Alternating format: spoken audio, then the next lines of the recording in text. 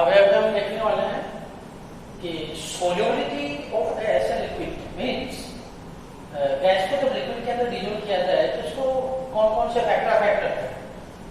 जैसे हमने सॉलिड जब लिक्विड के अंदर डिजोल्व किया जाता है तो कौन कौन सा फैक्टर स्टडी किया था, nature of the solute and solvent, दूसरा टेम्परेचर कैसे अफेक्ट करता है, तीसरा कौन सा, हालांकि तीसरा हमने वहां पे नहीं पढ़ा, प्रेशर का कोई इतना रोल नहीं है वहां, यहाँ बड़ा इंपॉर्टेंट रोल है, हेनड्रिक्स लॉ बोलते हैं। प्रेशर का क्या इफेक्ट है जब गैस लिक्विड के अंदर डिजोल्व किया जाता है, उसको हेनरी नाम के साइंटिस्ट था, विलियम हेनरी, उन्होंने एक्सप्लेन किया। ठीक है, तो हेनरीज लॉ बोलते हैं उसको। और उससे पहले हम देखते हैं कि सोल्युबिलिटी ऑफ गैस लिक्विड को कैसे बताएंगे। क्या बताएंगे, amount of gas, volume of gas dissolve per unit volume of liquid to form saturated solution at a particular temperature and 1 atmospheric pressure। ठीक है ना, तो देखिए अभी पहला फैक्टर है नेचर ऑफ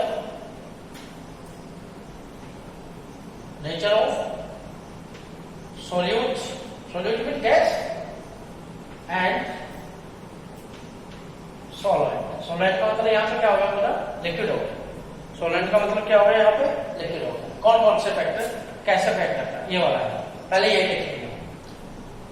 उसमें हमने क्या बताया था, लाइक डिजोल्व स्लाइड, तो यहाँ भी वही रूल फॉलो होगा, लाइक डिजोल्व स्लाइड। ठीक है ना, मतलब क्या हुआ कि जो पोलर गैस है ना, पोलर गैस वो डिजोल्व हो जाएंगे इजीली पोलर सॉल्वेंट के अंदर। क्लियर है। और नॉन पोलर जो गैस है वो इजीली डिजोल्व हो जाएंगे किसके अंदर, non polar solvent. Clear, cross में नहीं होगा, मतलब non polar gas polar solvent के अंदर डिजोल्व नहीं होगा। जैसे मैं कुछ गैस का नाम बता रहा हूं, जैसे आपका हाइड्रोजन हो गया, ऑक्सीजन हो गया, नाइट्रोजन हो गया, चलो ये बताओ किस टाइप की गैस है, पोलर है नॉन पोलर है। आपको पता है सिंपली डायटोमिक मॉलिक्यूल्स हैं, गैसेज हैं, कैसी है, नॉन पोलर है। ठीक है ना, अगर इनको वाटर के अंदर मिलाओगे तो क्या होगा बताओ, वाटर के अंदर मिलाओगे तो क्या होगा, डिजोल्व हो जाएंगी। वाटर तो आपका पोलर है ना, ये सारी कैसी है, नॉन पोलर। अंडरस्टूड, ये दोनों एक ऐसा डिजोल्व नहीं होंगे। कुछ कैसे हैं, कुछ स्मॉलर एक्सटेंट में क्या हो जाती है, डिजोल्व हो जाती है, स्प्रिंगली सोल्यूबल हो। ठीक है ना, जैसे वाटर के अंदर जो आपकी एयर है, O2 है, वो डिजोल्व रहती है, और उसी डिजोल्व ऑक्सीजन को ही एक्वाटिक स्पीशीज क्या करते हैं, इनहेल करते हैं, उसी का यूज करते हैं ब्रीथिंग प्रोसेस के। ठीक है, ठीक है, ओके। अब जैसे मानो आपके पास H2S है, अमोनिया है, HCl गैस है, CO2 है, ये वाली गैस है, इनको वाटर के अंदर डिजोल्व करो। ठीक है ना, ये सब गैस है, डिजोल्व करो, क्या बताओ बेटा, डिजोल्व हो जाएगा। पोलर है, पोलर है, पोलर है, पोलर है, डिजोल्व करोगे तो डिजोल्व, रोल तो ये कह रहा है इजीली क्या हो जाएंगे, डिजोल्व हो जाएंगे, डिजोल्व होना भी चाहिए। ठीक है ना। अच्छा, ये CO2 कैसी गैस है, पोलर है नॉन पोलर, सोचो, इस पे क्वेश्चन मार्क लगा दिया, आपको सोचना है पोलर है या नॉन पोलर। क्लियर है, पता है ना पोलरिटी नॉन पोलरिटी कैसे चेक करते हैं, डाइपोल मोमेंट से भी चेक कर सकते हैं आप। क्लियर है ना। तो पॉइंट क्या है, कहना ये चाह रहे थे कि जो आपके हाइड्रोजन है और ये जो नॉन पोलर गैसें हैं, नॉन पोलर जो गैसें हैं वो आपकी C2H5OH के अंदर, इथाइल अल्कोहल के अंदर इजीली डिजोल्व हो जाती है, क्योंकि C2H5OH एक कैसा है, नॉन पोलर सॉल्वेंट है। इसके अंदर इजीली कौन सी गैस डिजोल्व हो जाएंगे, N2 हो गया और आपकी H2 हो गई। ठीक है, इस टाइप की गैसें O2 है, ये आपकी इजीली क्या हो जाती है, डिजोल्व हो जाती है। ठीक है, लेकिन जो आपकी H2S है, पोलर गैस है, ये आपकी गैस है, पोलर है, ये मोर सोल्यूबल है वाटर के अंदर, क्योंकि मोर पोलर है के अंदर। एक गैस जो मोर पोलर है वो पोलर मॉलिक्यूल्स के अंदर इजीली डिजोल्व हो जाए। गैस का है तो पोलर के अंदर, पोलर सॉलिड के अंदर इजीली क्या हो जाएगा, डिजोल्व हो जाएगा। क्लियर है ना? तो ये पॉइंट था हमारा। तो सॉलिड और सॉल्यूट के नेचर पर भी डिपेंड करता है। दूसरा फैक्टर मैं यहाँ डिस्कस करने जा रहा हूँ टेम्परेचर का, ठीक है ना, दूसरा। और तीसरा हमारा कौन सा जाएगा, प्रेशर का। तो दोनों ही इंपोर्टेंट है। टेम्परेचर जो फैक्टर है उसने कैसे अफेक्ट किया था, जब एक सॉलिड सब्सटेंस जो वो सॉलिड की तरह बिहेव कर रहा था, लिक्विड के अंदर जा रहा है, सॉलिड के अंदर। जनरली तो हम बता नहीं सकते थे, हमने क्या लिया था, पहले प्रोसेस सॉल्यूशन जो बना वो कैसे बना, एंडोथर्मिक प्रोसेस से, एक्सोथर्मिक प्रोसेस से, दोनों में से कोई भी नहीं था, फिर हमने लिचेट रूल लगाया था। क्लियर है ना? इंक्रीज भी कर सकता था सॉल्यूट को, डिक्रीज भी कर सकता था, कोई इफेक्ट भी नहीं कर सकता था। डिपेंड करता है सॉल्यूट, सॉलिड सब्सटेंस जो सॉल्यूट है वो आपका किस टाइप का केमिकल सब्सटेंस है, ठीक है ना? टेम्परेचर यहाँ पे क्या है, देखो गैस प्लस लिक्विड, यहां पे क्या बना, सॉल्यूशन, ठीक है ना? ये हमारे क्या है, सॉल्यूट, ये हमारे क्या है, सॉल्वेंट, सॉल्यूशन बना। अच्छा पहले हम ये फाइंड आउट करें एक्सोथर्मिक प्रोसेस में endothermic process means what, direct का सिंबल इसके लिए क्या है, नेगेटिव है पॉजिटिव है, पॉजिटिव होता तो एंडोथर्मिक बोल देते, नेगेटिव होता तो एक्सोथर्मिक। आप बताओ कौन सा है? जब गैस लिक्विड के अंदर डिसॉल्व किया जाता है तो जनरली वो रिएक्शन कौन सा होता है, एक्सोथर्मिक होता है, नेगेटिव सिंबल के साथ। कैसा होता है, एक्सोथर्मिक टाइप का। क्लियर है ना? ठीक है, ओके। जैसे हम एक एग्जांपल है, देखा लिया आपने, क्लॉज लिक्विड है उसमें, ऊपर क्या है, गैस के पार्टिकल्स। आप चाहते हो कि गैस लिक्विड के अंदर डिसॉल्व हो जाए, दो फेज वाला है, ये लिक्विड है, ये गैसियस पार्ट, ये वाले ये लिक्विड वाला। आप चाहते हो गैस लिक्विड के अंदर क्या हो जाए, डिसॉल्व हो जाए, ठीक है?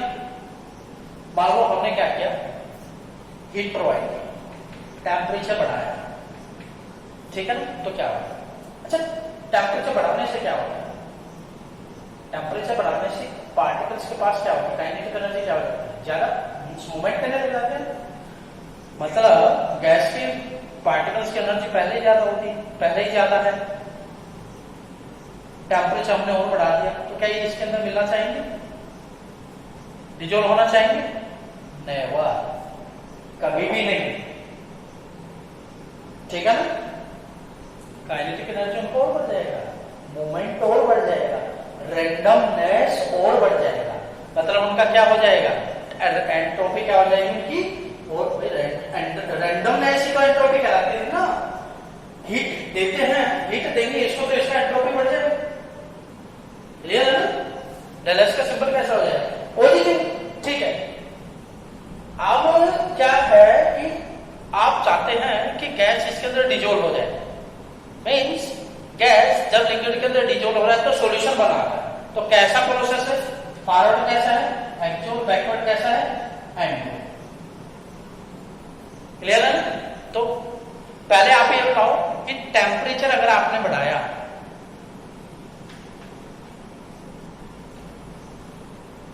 तो what is the effect of temperature on solubility of gas in liquid। Temperature आपने बढ़ाया, ठीक है ना? टेम्परेचर बढ़ाने से कौन सा रिएक्शन चलने लगेगा, यहां पे बैकवर्ड, बैकवर्ड रिएक्शन क्या हो जाएगी, फेवरेबल। बैकवर्ड रिएक्शन क्या हो जाएगी, फेवरेबल। क्या बैकवर्ड रिएक्शन में सॉल्यूशन बन रहा है, बन ही नहीं रहा बैकवर्ड रिएक्शन में, क्योंकि सॉल्यूशन तो किस में बन रहा है, फॉरवर्ड रिएक्शन में। और फॉरवर्ड रिएक्शन क्या है, एक्सोथर्मिक। मतलब क्या है, टेम्परेचर क्या होना चाहिए आपका, लो होना चाहिए। मतलब क्या हुआ, जब आप टेम्परेचर बढ़ाते हैं तो बैकवर्ड रिएक्शन क्या होती है, फेवरेबल होती है, ठीक है? उसमें क्या होता है, दोनों अलग अलग हो जाते हैं, डिजोल्व नहीं होगा। टेम्परेचर इंक्रीज करने से solubility of gas in liquid क्या हो जाता है, कम हो जाता है। यही हमारा पॉइंट था, ठीक है ना। अब थोड़ा हम इनसे हट के पॉइंट अलग बता रहे हैं कि भाई मान लो गैस लिक्विड के अंदर डिजोल्व हो गया, ये वाला डिजोल्व हो गया, तो डिजोल्व होने के बाद गैस के पार्टिकल्स का मूवमेंट पे क्या इफेक्ट हुआ, मूवमेंट जो है वो बढ़ा या घटा, बताओ कौन सा, बढ़ा या घटा। डिजोल्व होने के बाद मूवमेंट क्या हो गया, कम, क्योंकि पहले फ्री थे, अब इंटरेक्शन हो गया इनके साथ, तो मूवमेंट क्या हो गया इनका, कम हो गया। अच्छा, इसका मतलब रेंडमनेस क्या होगी इनकी, रेंडमनेस क्या होगी, रेंडमनेस भी कम होगी। इसका मतलब एंट्रोपी क्या होगी इनकी, एंट्रोपी क्या होगी, कम होगी। मतलब डेल एच का सिंबल कैसा हो गया, डेल एच का सिंबल कैसा हो गया, नेगेटिव हो गया डेल एच का।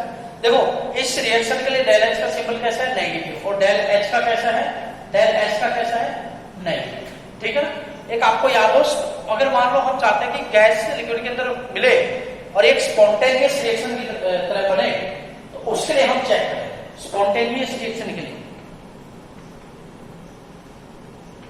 क्या था, del G equal to del H minus T del H, यही था।